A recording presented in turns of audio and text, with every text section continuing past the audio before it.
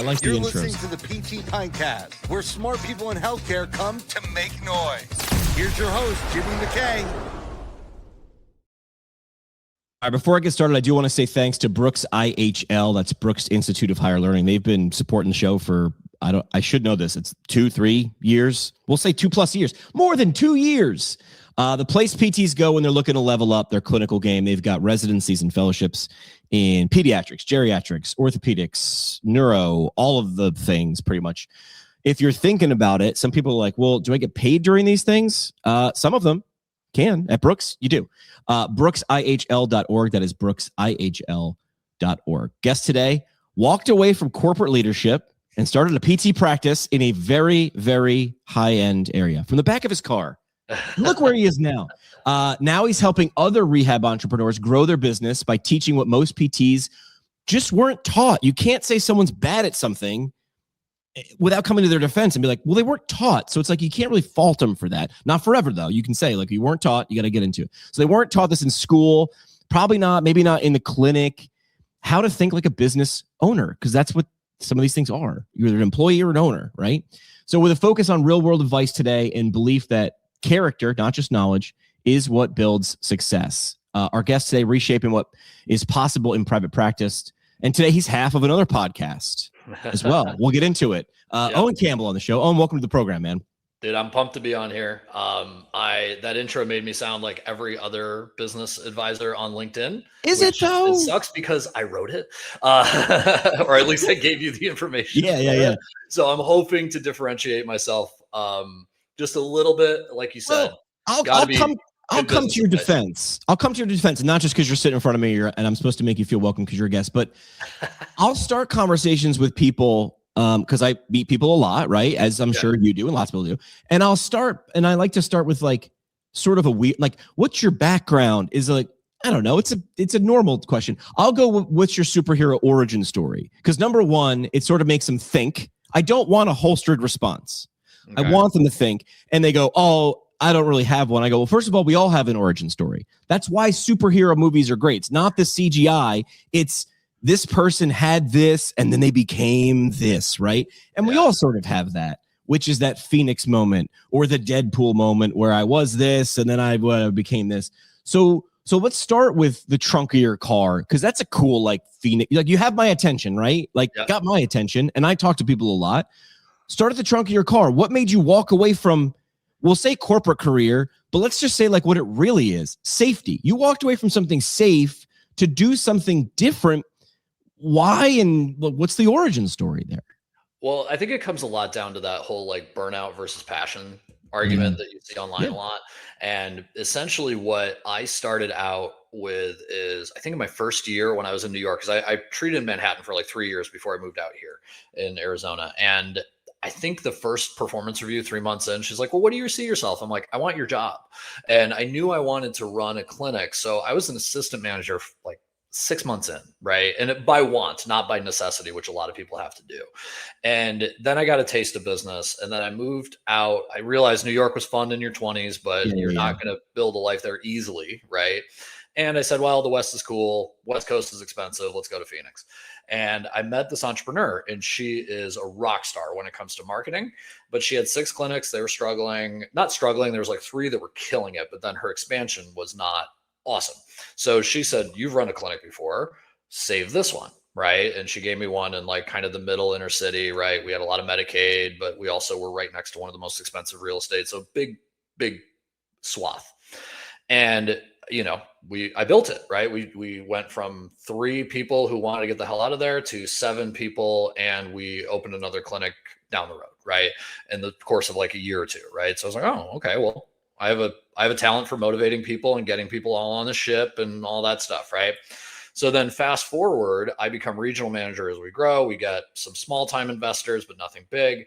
And then she sells for mid 8 figures to one of the big chains.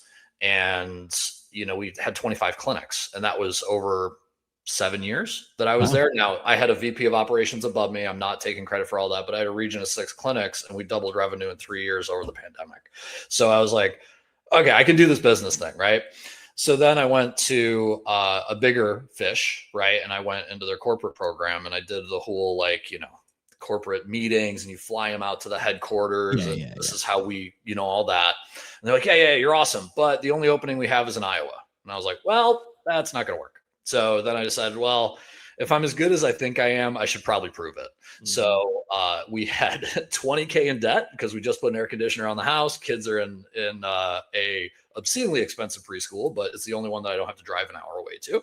And I was like, well, guess what? I started my own company, babe. And my wife wanted to shoot me.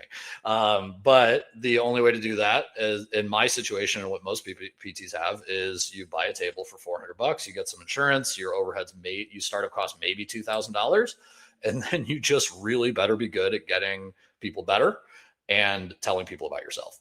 And well, if I could do it at a corporate level, I should be able to do it now. So then I just started out.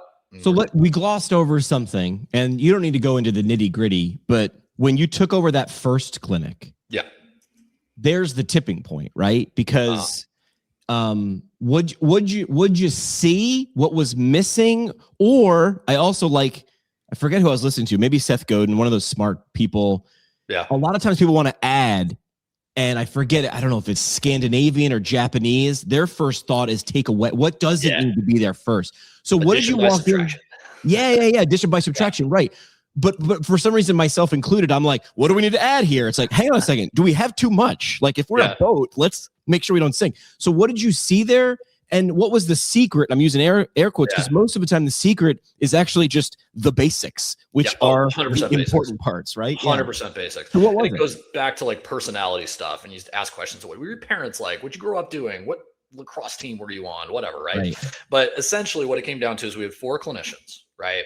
It was a market where still like it is today, the clinician had the power, right? We were begging for good PTs, but not as much as you do now, right? So I kind of came in and I said, look, there's 4 clinicians. One does not want to be here, sitting in the corner, moping about everything. If he saw 7 people, he said he was overworked, and he didn't like the fact that they couldn't afford to have a second car in the home to be able to get to physical therapy. He thought that was them problem. So I was like, okay, you got to go. I'm going to make it as uncomfortable as possible in a legal way to make sure that you find some other opportunity for yourself. And just pause there for people listening. Yeah. You will spend time, effort, and money, in my opinion anyway, and you tell me if you disagree, you will spend time, effort, and money trying to convince or motivate that person, and it will always be a negative ROI. Yeah. Yeah, I mean, he's one of those that you walk in. I mean, if he's listening, awesome. But I really don't care. I said it to his face. That's the next part of the story. That person's an Eeyore. That's what I used to call them. That's an Eeyore. Like they'll find the pain in every success. Yeah, and that's it. So I spoke with him. I said, this is unacceptable. This is how we, I'm running this now. This is how we treat. Get with it or get off the bus. Right? You have a week. Right? And then that's where he, didn't, and he got mad. Cool. Now he was very close with one other person. She was awesome. She kind of understood where I was coming from, but at the same time, she was way more attached to him than me. So she found other work, right? And then the owner of the company said, hi, we just flew you here 3 months ago and half your staff left. What the hell is going on? But addition by subtraction. Yeah. And I said, no, trust me. You haven't spent time with these people. I've been in good clinics. This is not it. Right. So okay, but you better find somebody good fast. So hiring, we got some great people on the bus. There was already a rock star there who literally he went and he made his own clinic, and he's been wildly successful in Phoenix. About 2 or 3 years after I got there, I managed to keep him. I was very much like, hey dude, you're awesome. How do I make your life better? Stay. Yeah. Right. The other person who stayed, she was really good too. She was newer. Right. But she was very much a team player. So I was like, great. Awesome. We hired, and we just got lucky. I want to say we got lucky with who we brought in, how we trained them up, how we made it a team vibe, right? We also faced a big challenge with Medicaid in Arizona, where it was a 50% cancellation rate with initial evals, and we did 1-hour treats, right? So we had a huge demotivation problem with people just not showing up. So PTs would say, what the hell, man? I want to help people and they're not here. Yeah. So we had to find kind of ways around that, and I can go into how we fixed that. Well, how did you go? What's in your mindset? Hey man, I'm new to town and I just lost 50% of my staff. what did you do to find people? Because you're new, like you have no roots. Well, the nice thing is so we had, there was an HR who they were putting out, they always had people that they were kind of doing their whole like HR-y thing, right? But I was the one that had final call on if they were on the staff or not, right? And honestly, I was looking for characteristics. I look for, did you have bartending experience? Have you worked in retail? Have you done food, anything where you have to smile in the face of a pissed off customer, right? And those people tend to be at least moldable, right? They at least understand the downsides. PT, I don't know what it's like now, but when I came out, there were the kids who got in because they were smart. Then there were the kids who got in because they could afford med school, but they couldn't do it, right? So they came from a lifestyle where nobody ever told them to eat what and go remake my steak, right? So I'm not saying I wanted to go from that, because there are people from that background who definitely could handle it, right? But that was one of the primary things I looked at. And then as we broke it down, I would ask questions that would push them to kind of more like customer servicey, because I thought I can train you to be a good PT. You're going to be 40 hours a week with me staring at you. You're going to be good, right? Now that might've been cocky because I was 3 years out and I was 27, but at the same time, I had the faith in myself that I had good coaches before I could coach somebody. So hiring characteristics. Got it. So what came next? What was that? Now that you've got, because if you don't have people, if you listen to Marcus Lemonis, he's like, it's one of the 3 Ps: people, product, process. So you got some bad out, you got some good back in. That's the people. Our product is always dependent on, for ours, we're a service. Yeah. Right. So our product is sort of dependent on our people. Those are a little closer. So what else did you do to change in a market like that? You mentioned sort of culture, like 50% Medicare cancellation. Like, what did you do to flip that? Well, you got to look at what every new grad wants. So they want to get better at what they just spend a lot of time at, right? They're really hoping their first job is like, I'm going to learn stuff and I'm going to be I call it a badass PT, right? Where I can fix anything. I can see a pro athlete and then I can see grandma, and both of them are going to get better because I know what I'm doing, right? And basically I pushed into that. I was like, how much do you want? We brought in probably our second or third hire was awesome. Like, she wanted to treat that population. She already went through residency. She wanted to start a residency program with the company. And I was just like, how can I make you more of you? Right? Like, everything you want to do, carte blanche, as long as it doesn't lose us money. That sort of is what a manager's job is. Like, that's what people think. Like, well, I'm a PT, now I run a clinic, which means I treat and then I jump back and forth, and that's what I do. But really, your job is my dad taught me, and he was a fireman. He's like, I work for the guys. I work for my firemen. Like, so you flip it, instead of like, you do what I say, it's like, what do you say you need, and what do I think you actually want or need? And it's my job to deliver that to you in some way, shape, or form. Yeah, it's service-based leadership. And that's why all the, freaking headquarters say this is the support center, when really it's the headquarters, right? And that service-based leadership, I will give props to my first job in New York. Very high volume because we took insurance in Manhattan, right? But the owner, she drilled us on all like the top business books. So like 7 Habits and like Good to Great and like all these other things. Like, we had really good leadership training. What was the place? It was Sports PT. Now I think Professional bought them right as I left. Who was your manager? Give her a shout out. Lynn Steenberg. She was the CEO of Upstate and Downstate, and my direct managers, I had 2 of them, Alana Pekorsky and Amy Alexander.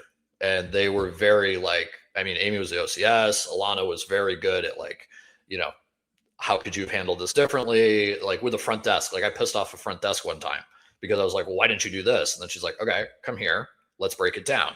So that type of stuff. So I got very fortunate in that, right? Yeah, huge. So it's a good thing. I mean, the good and bad of high volume, it's stress, and stress is how you make stuff, right? So then basically we grew. We got to like 7 full-time PTs. We were able to manage the Medicare issue just by great communication. Like, if somebody got it, we would double book, right? And knowing that one of those insurance types had 50% cancellation. And then we just basically all agreed, look, if they actually show, then we all help each other out. Right. Yeah. But I think I took the numbers and I actually made it because they had to see, they thought, my God, we're double booked all the time. And these guys are trying to rake me over the coals with money. And then at the end of the month, I said, look, you're double booked once out of 40 opportunities. Like, it's not that bad. And after about 5 or 6 months, everyone's like, boom, teamwork, let's go. Let's get these people off our schedule. Right. So using numbers to motivate helped. When they trust you, when they know that you're not going to be like, hey, I did everything and these guys sucked at the next like board meeting. Right. So I'm already getting rewarded by the money, so I don't need to be rewarded by like, being like the fanciest guy. Like I want to always say like, these guys are doing it. So you got to, we could do 8 podcasts on this, but right. You've said that PTs actually have the skills to be good business owners. But in the intro, I said, hey, listen, if you weren't taught that, so skills and talents, you might have them, but if you don't know the framework to execute, you're going to sort of waste those skills. So what are we missing most of right now? And I'm talking about PTs who maybe aren't business owners yet. Where's the, oh God, I can't believe I'm saying it. Where's the gap? Well, I love bringing up, let me bridge the gap. I know you wanted to say delta and synergy and all that other stuff. I hate that phrase. All right.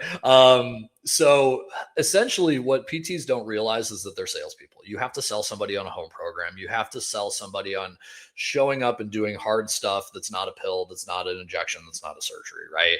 You have to take the long road. It's got good evidence behind it, but someone has to get you through it. So you have to sell, right? That as an initial business owner is massively important, right? Like it's pretty much all I'm doing, reading about all that my first 2 years in cash practice. And then the other thing is we manage, right? I have a buddy he was a PT with us and he gave it all up once he got his MBA in Villanova. And now he's like a senior consultant with Deloitte or whatever level of, but he's doing well, but he's not doing PT. Right. And I said, well, how'd you do that? And he goes, honestly, I was already doing it, right? With selling programs and managing people, managing patients, like all that stuff. And he got up, I think he was a manager, a clinic director, a regional director. But he said, it didn't help me at all. And, nobody gave me a job because I was a PT and an MBA. He said, but once I got a job because I was an MBA, then I dominated everybody because I already did that stuff. Right. So, a lot of it is confidence and understanding that like failure is not destruction. Right. So like, you're not like, if you don't close, 5 new patients in your first month, it doesn't mean that was wasted time. It just means that you just happen to have bad probability, right? Like you're going to close 1 out of every 5 patients in person, 1 out of every 10 in cold calls, and cool, you got the 9 and the 4 in your first 3 months, right? So suck it up and keep trying. I explain it a lot. Like people will say, like, I'll design a campaign or help them design a campaign, and they go, "How well is this going to work?" And I just go, "Locks and keys, man." And they go, what does that mean? I go, we just created a bunch of keys that we think are going to unlock people, but people are walking around on the interwebs or in person, and there are all these different locks. This is the best guess we have based on the information to make this campaign land. Same thing, whether you're trying to hire, it's like, I'm going to give you my best, and I hate using the word pitch, but I'm going to communicate this as clearly and concisely and consistently as possible. And if it lands, great. And if it doesn't, I had the right key because I was telling the truth. You're just a different lock, man. Like, all right, well, good on you. And it doesn't, I like what you're saying. That doesn't mean a failure on you or them at that point. Yeah. And I mean, well, what did you have to do to pass to get to the next year in PT school? 80% or better. 80%, right? B plus. We are failure averse, right? And that is absolutely not what you can be if you want to own a business. And that's probably the hardest thing. Is that you're like, well, I don't know if I should spend this money because I might lose it. And then Brian, who my co-host, who has 6 clinics doing 2 million in revenue and all that stuff, he's just like, he's been doing it for 9 years. And he's like, dude, I failed so many times, it doesn't matter. Right. He's like, you just get numb to it. And I think that's probably the biggest thing, is building up that. I now recognize, I used to not understand it. I now recognize when I'm talking to someone who's going to hire me for communications, there's that pause, and it's sort of this stare off. Usually they look up and to the right or the left or whatever. I used to think it was because I wasn't clear and they're trying to understand me. Now I understand they understand me. They're just quickly looking into the future going, okay, hang on. Let me see how many, it's almost like Doctor Strange. Let me see how many different timelines I can see. And okay, 70% of the time that I've looked into the future, this is a success. And that maths because 70 is pretty good. They go, okay, I used to think I had to keep going and keep throwing words. And the answer is shut up. They're thinking. Let the other person think. Stop talking. Well, they say that in sales too. Stop talking. Don't talk past the sale. And again, what are we doing when we're educating? Do this, do this, do this. Patient might ask a question, but like, honestly, kind of sometimes we don't want them to talk because we don't need to hear about their fourth, present at their birthday party or whatever, right? We're like this. So again, we have to be like, okay, this is my price. Pause, right? And then go from there. Because there's so much stuff you don't know. Do not assume situation. So you have to, being comfortable with that uncomfortable pause is one of the hardest things I've noticed. When reels and shorts first started being a thing, I was like, all right, I watched for a while, and then I'm like, all right, I'll try. What's my version of this? And I did one where I was like, let me take great advice from other people and remix that. And I did one from a former boss, and it was like 12 seconds long, and it got a gajillion views because it was simple. And it was this: people understand what you just said when you're not talking. So maybe pause once in a while. And the analogy the boss would give me is like, you ever feed a baby? I'm like, yeah, you just sort of shovel food in his mouth. He goes, no, you don't. You give it food and you wait. Otherwise, you're going to choke the baby. That's how our brains work. It's like, you just said a bunch of stuff. Now I'm going to chew on that. Okay, now more food. Keep going. But we hate silence. Yeah. So we fill it with words, and now it's just, look at your patient or your baby. She's got food all over their face. Like, you got all the food on me. I just didn't get any of it in my mouth. Yeah. And that's the same. I would say that's the biggest change, right? Where if a business owner, I think that's where PTs get frustrated, where they're like, I can't control my clinic, right? I can't control how the owner decides. I just did a LinkedIn post on this. We had 3 clinics in Phoenix, and major chains. One was ours, if you couldn't see through that. The second, we were no PTAs, no techs. I think we averaged at best 9.5 visits per day, right? Oh, I did the thumbs up thing. Yeah. And the next competitor, they did like 12, and they used the tech, but mostly for cleaning and like all that stuff. And then the other was straight mill. It was 1 PT, 2 techs, go nuts, 25 is a good day type of thing, right? Yeah. And all of them made generational wealth, right? When they exited or sold part of their business or whatever. So having that lack of control as the PT who's delivering that value, I think was the most frustrating thing for me.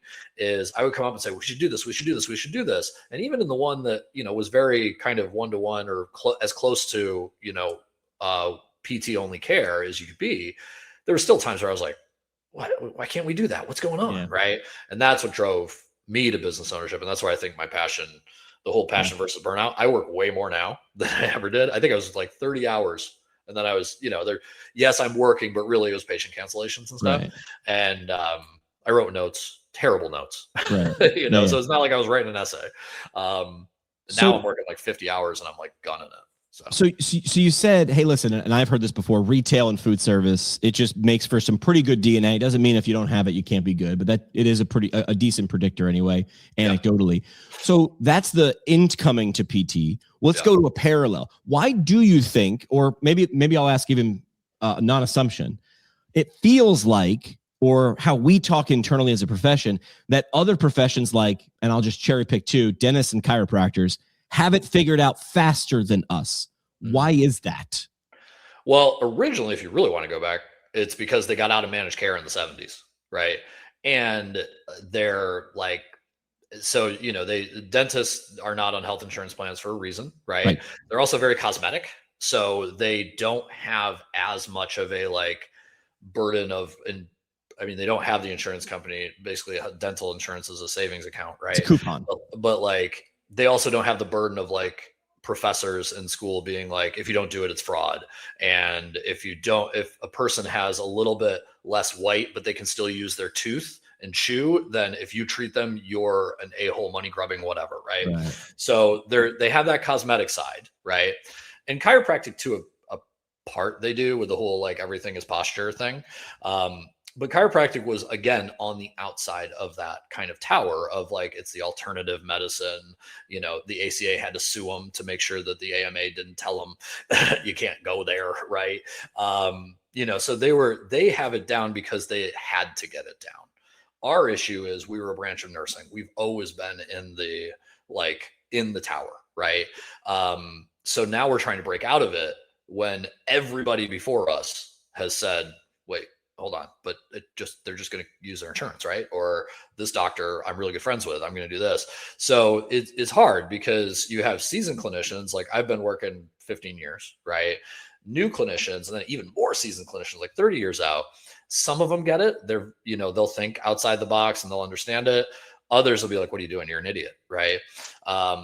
And that's like the push to, I don't want to say cash only, because cash is just a way to get paid. Right.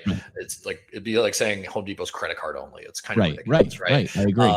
But at the same point, having to say to somebody, okay, just because your knee hurts doesn't mean, and you can walk, doesn't mean you're living your best life and getting your best outcomes you're going to want in 20 years. You want to hike, you want to play golf, you want to do all this stuff, and your insurance tells me you can't do that. So we're going to go for it on a cash-based, level. But even having that of like the insurance says we can't do it, I think limits us, right? Sure. We don't have that, like, me versus the gym owner down the street who has a weekend certification. I'm probably going to give you better advice, right, on how to move, right? But we still say like, well, I don't know, because that's wellness, and this because of we just weren't allowed, that wasn't approved before. If you get us all at a bar, throw a few pints in us, and we're going to say, dude, we totally know how to do that better. Right. So I think we're gun shy. Yeah, I agree. Want to say thanks to Empower EMR. They've been supporting the show. We'll see them at CSM as well. The platform helping clinics simplify documentation, improve patient engagement, and get their time back. Really, it's the piece of software, maybe outside of like texting, that you're going to touch the most in your day. Unfortunately, you might as well like it. So kick the tires. I understand there's a pain or a fear of loss aversion of like switching. It's almost as bad as switching banks. I mean, God forbid we had to switch banks. That'd be crazy. They understand this. They'll walk you through the whole demo and they'll help you switch. EmpowerEMR.com. That is EmpowerEMR.com. So you've helped a lot of practice owners scale. What's a blind spot that you see over and over again? Because we're just big pattern recognition computers. That's after a while, right? What's something that you're like, when you walk in, you're like, I bet they're not looking at this. So the biggest, blind spot within the owner, right? Because we do a Q&A session once a week. It's like $100 a month, and we just get on a Zoom call, and anybody else which is such a ridiculously good idea. Yeah, we're busy. We got our own businesses, and we figure other hold people. On. So let's zoom into this. Don't skip past it. So once a month, you do a Zoom session, and if a clinic owner, what is it? Once a week? Once a week, $100 a month. Okay. I might steal this model for comms people, which is like, hey, if you think my time's valuable and you're going to show up, you should probably pay a little bit for it. Yeah. And then, so who comes and what do they get? So they're business owners. We tend to, it's hard because we don't want to shy away people who are like maybe thinking about owning a business. Like, we're never going to tell them no, right? Because it's a big group, like anybody can ask questions, all that stuff. But people tend to come to us when they're stuck, right? When they're stuck at a scale issue. Because Brian has 6 clinics that he built, again, out of the back of his car 9 years ago. And they're doing like 2.5 million, I think, last year. And I scaled for someone. And then now and he's 50-50. He does 50 like fitness / cash, and then 50 insurance, right? Then I scaled this, and now I did cash PT out of the back of my car, and second year I made like 140K. So it's like, we know what we're doing, right? We know how to build things. You've stepped on landmines. You've then not stepped on the same landmine, and now you can help people not step on the same landmines. And that's it. And we don't want to be a coaching business, right? Like, obviously, if you pay us enough money, we'll find an hour every week, right? But we're not trying to do that. We just want to very much set it up to be like, look, we're running our own businesses. We're trying out AI phone answering, like call setting, like all that stuff. You're doing the thing while you're teaching it. You're not exactly. So you're not like, I've got it all figured out. It's like, dude, we're building the we're changing the tires on the truck as we're going down the interstate. Exactly. So we have to keep it at a like 1 hour a week thing, but that's why we don't charge, thousands a month, right? It's just like, look, bunch of people, you can submit questions and all that, but essentially it's business owners trying to scale, right? So we have everything from like someone who has a full location, 3 people, and they're a cash practice and they're looking at, okay, how do I get myself a little bit out of this practice, right? Because cash margins are better than insurance. So she's trying to do it with one location, all the way down to somebody who's like, I just had my first year under my belt with, an insurance practice. And now I think I need to hire, what do I do? Right. And then it's that edge of a diving board that can cost you money and stunt growth, because simply you're like, do I jump or not? And if so, what direction? And the wrong one could cripple you. So we do that stupid paralysis by analysis thing. Well, and the hardest thing is what we saw in the market is there's people who've made big businesses that are giving their advice, right? But that's all they're doing right now is they're giving their advice based on the business they created 5, 10, 15 years ago, right? And the world changed. Then there's people who did what I'm doing, right? And they kind of stopped about where I'm doing. And then they started teaching people who don't have businesses to have businesses, right? And we looked at it and we said, but there's nobody doing the stuff now, right? That's helping people get out of that like kind of danger zone between 1 million and 3 million in revenue each year. Right. It's a little bit different for service practices. It's probably about 500,000 to like 2 million a year. But that's the zone where it's like, I'm working a lot in my business. And because I don't know how to scale to get to the next level, I'm miserable. Right. Yep. So that's the kind of zone where, yes, somebody who's done it and, sold their company, like my old boss, she could definitely do that. Right. But then they won't know anything about what's going on with AI. They won't know anything about what's going on with all the newer stuff that's coming out and what, how I have to negotiate high rocks, or something like that. Right. So, we just saw like a gap and we're like, well, honestly, I think we did what you did. We're like, we should start a podcast. Yeah. Honestly, I'm walking through my first cohort of a podcast course, which I avoided because I didn't want to be a teacher, but I liked helping people. And then, Tony and Dave were just like, we'll just do like a handful and then just talk to them. Like people want their handheld. You could go to Google and get this information on how to do it. That's not what they're looking for. They're looking for that thing that they can't get somewhere else. All right. So back to my original question before I derailed my own question. You're good. What are the blind spots that you typically see that the owners they don't even see it? They don't realize that they have to pivot to being a manager earlier, right? Yeah. So they get to their business success, one-man show, great marketing, everyone knows them, they love them, right? And they don't realize how important managerial skills are until they've lost like their third or fourth person, right? Yeah, and that's expensive. They're asking questions like, well, should I be pay per patient or should I be salary? And should I be this? And of course, again, the reason you join these groups is so you can take someone else's experience and fast forward your mistakes, right? Yeah. So we'll be able to say, don't do pay for patient. You need salary so you can tell them what to do when they don't have a patient. Like those types of things based on the business, obviously. But, that blind spot of switching from a marketer who's the man or the woman, the rock star, to what we were talking about earlier in the pod about pushing everyone up and making sure that you're not the one and being able to do that. Now, it's much harder in cash practice than it is in insurance. It can be done, but your goals are going to be smaller in cash practice. Like I don't know, maybe way more PTs than I do. Like, I don't know if I've ever seen a cash practice that's scaled past like 5 or even 3 or 4 locations. Yeah. That isn't. Well, the question is like, what are you selling? Are you selling? Are you the show? Because if you're the show, scaling you is hard, right? Exactly. Right. So your job is to create more stars so you can, and then manage them. Like, Gary Vee would say the goal would be to make these people so great they eventually leave or get poached. Like, wouldn't that be great? Your people are so great, someone wants to steal your people. Well, and that's one of the biggest things. So when I was in my corporate, the proudest thing the proudest fact on my resume or whatever is that I think 9 of my managers are practice owners now, or the PTA, she runs a practice for someone else. Right. Like that's like being like a college basketball or football coach and then being like, 20 years later being like, all these guys are legit. You're playing your former assistants or former players in the NCAA tournament. Like that's got to be the goal. Yeah. And I mean, there's intrinsic, like, it's always nice to give to charity. It's always nice to help other people. Right. But at the same time, if you can say that, right, and somebody's looking to buy your practice, they can say, oh, look at all the leaders here. Mm-hmm. If he goes and, screws off to some beach in Puerto Vallarta or whatever, I have 8 more people It'll still run. The people here could be the next people who open their own practices, and if I pay them enough money, they won't do that. They'll work for me, So those types of things, it can be a beneficial thing. People always think it's like, well, why would you shoot yourself in the foot? And it's like, no, it makes you way more valuable. Well, that's that whole line. Like, well, what if we invest in these people and they leave? It's like, what if we don't and they stay? Exactly. Like now you've got a team full of B minuses. It's like, well, you rise to the level of your incompetence. That's as high as you're going to go. Like I know Brian, he encourages all his PTs to have an Instagram, right? Like to have a social media.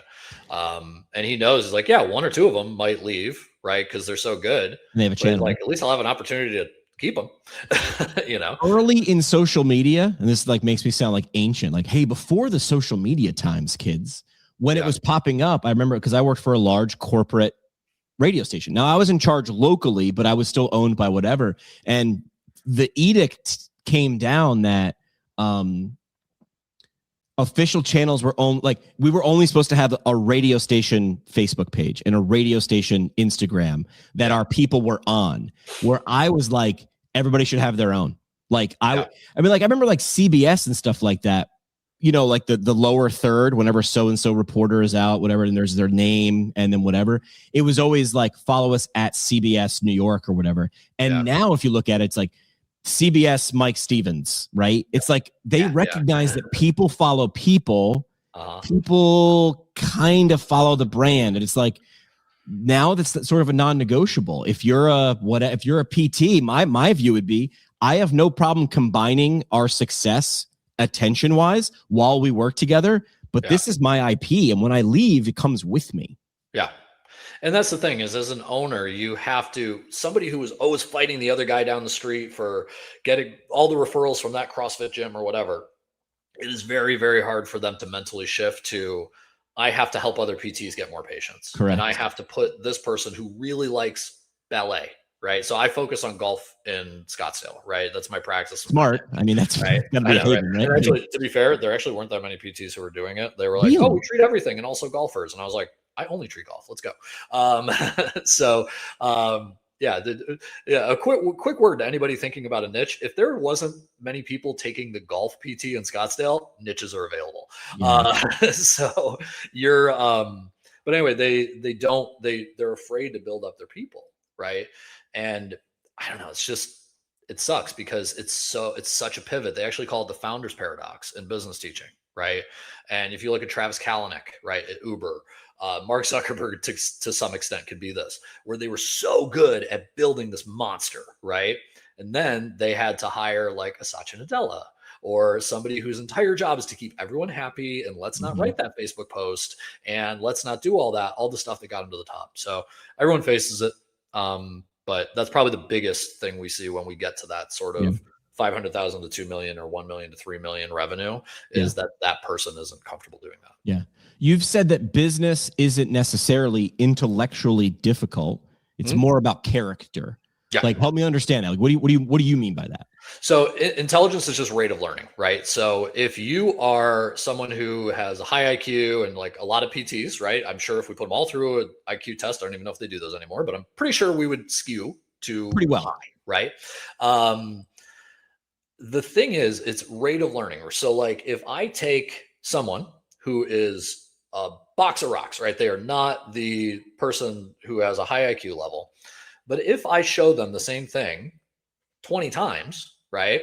And I show the high intelligence person 0 times, that person's going to get it, right? Now it's going to take them a long time, right? Or if you take something more abstract where everyone knows, okay, I got to learn pricing or I got to learn this, right? An intelligent person should take 2 or 3 times reading that book to really get it and understand it, right? Or seeing it in real life, right? But if that intelligent person is lazy and they don't read the books and they don't take the risks, but that unintelligent person, it takes 10 times for them to do it. They're like, cool, got shut down, next call. Cool, got shut down, next call. I'm going into this gym down the street that I've never even heard of, but whatever, here's my card. They will learn faster, right? So that's not the case when we're talking about tests that have to be done in 2 or 3 days from when you get the information, and a patient where you have to have pattern recognition over a long period of time, and you're a new grad, right? Intelligence really helps with that. I have the books, I have 2 or 3 things. I'm super intelligent. You only have to tell me 2 or 3 times. I'm good. So I'm good. Hard work beats talent when talent doesn't work hard. Yeah, exactly. I mean that. Thank you for diluting 2 minutes of me rambling to like one. Well, the thing is, I'm like, someone said it, but like, I'm really good too. I could not for the life of me tell you who said that, but I'm good at remembering quotes, but not remembering who to quote and give credit to. So I always go, I can't remember who said this. It wasn't me. I'm not trying to take credit, but that's why you're the communications guy. Like, essentially, LeBron would have been pretty good, but if he didn't work, I don't even like. There's people who said like, if he didn't work, even his talent was that big, you might not make it to the NBA because there's guys with less talent.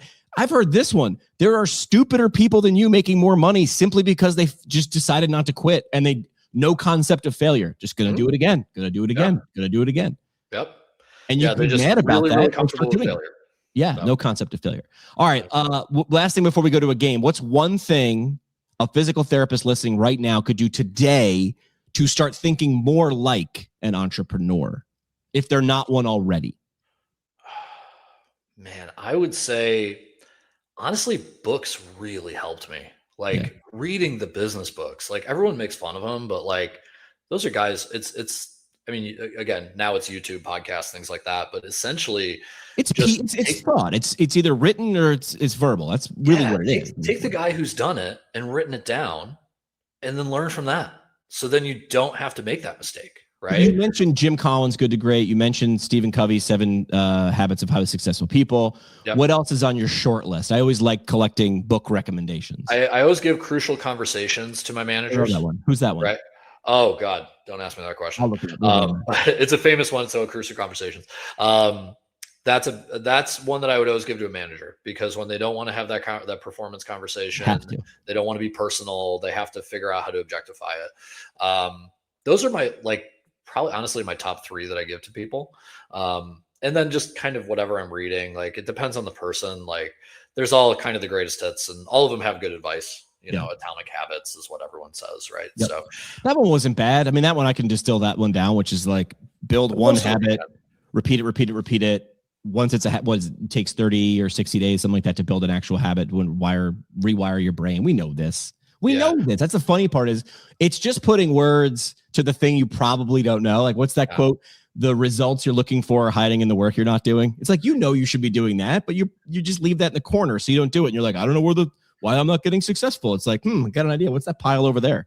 Well, and this is the problem. There are a lot of people who basically they consume all this entrepreneurial content. They can tell you this is what you should be doing in this. But honestly, it's if you were to ask, I mean, to distill my best piece of actual advice, like outside of read books, right? Just do it, right? Like just freaking do it. My accountant told me this. I was like, so what do I need to do? He's like, set up an LLC and like blah blah blah. He's like, dude, just go earn money. I'll tell you what to do later, right? And I was just like, okay. Then I called my wife right afterwards, right? So now that looks different for people, non-competes, things like that. And you can find a different avenue, right? Do a wellness thing, do a fitness for golfers, right? While you're a PT at the local hospital and and start saying, hey, can I sell this? Right? Can I do this? Right? That's the nice thing about the US. No one's going to fault you for trying to start a business. Correct. Right. Yeah. Like it's pretty much encouraged. So, I would just say, get out there and get your reps in. Here's a game we're going to play. We're calling it Growth Guy Gut Check. I'm going to hit you with some rapid fire growth scenarios. You just give me your gut reaction, sentence or less, right? Got it. A PT says, I hate selling. What do you respond with? Do you hate getting people better because you're doing it every day? There you go. Perfect. Clinic owner wants to scale, but won't delegate. How's that burnout feel? Yeah, I like this. You got $1,000 and you need to get 10 evals, and all you have is the trunk of your car. Where are you going? You got to earn $1,000 by 5 o'clock today, or we kill your puppy. What are you doing you have to get 10 evals? Oh, okay. So I was going to say the best $1,000 I spent when I started was a BNI group, referral-based networking, local business group. If I had to do $1,000 to get 100 patients, I would buy a very big stick and start hitting kneecaps. I don't know. Like I would probably put myself in I would do guerrilla marketing. I would just put myself in a very high volume area and just say hi to every single person I knew. And that sounds ridiculous. I would buy the merchandise. That sounds ridiculous, but that's all we do on the internet anyway, right? That's a high traffic place. We try to say hi as much as possible. These things make sense. 3 more. What's a red flag hire in a growing clinic? I would say a red flag hire in a growing clinic is someone where they don't completely check the teamwork boxes, right? And it is very hard to do that because everyone says they do, right?